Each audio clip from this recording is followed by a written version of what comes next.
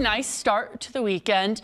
Saturday, lots of sunshine, 70s ahead of us, but there's a bigger picture that we're looking at here. This is our upper level pattern, and what we're looking at here is what we call an omega block. Now, you might be used to what an omega Greek letter looks like. That's why they call it that. It's just the shape of these two low pressures on the outside of this high pressure here.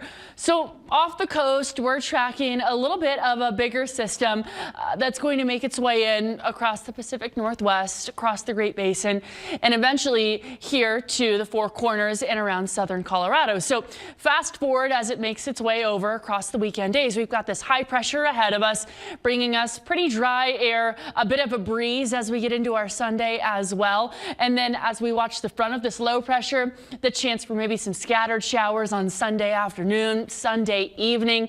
Not a whole lot that we're looking at. Then starting the week, Monday, Tuesday, Wednesday, this low pressure is almost just going to stick around and rotate. That's what we call it, an omega block. This high pressure is blocking it and making it stick around for a couple of days before we get some movement again. So widespread showers expected, not necessarily super severe. I think we're looking at hail for some of us, but overall just a lot of pretty heavy rainfall. Monday is going to be moderate to heavy. Tuesday is our heaviest day of the week.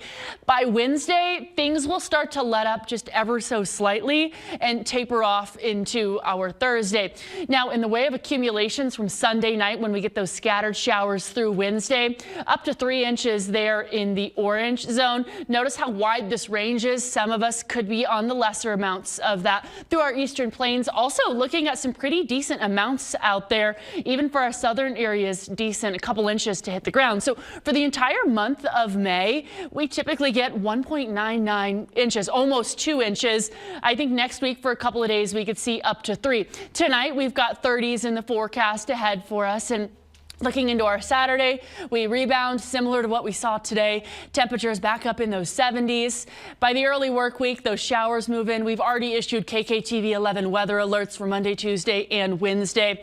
Pueblo, Canyon City, and Woodland Park, we're also watching that same trend. Tomorrow, Pueblo, you're nice and toasty, and that's ahead of a cooler work week.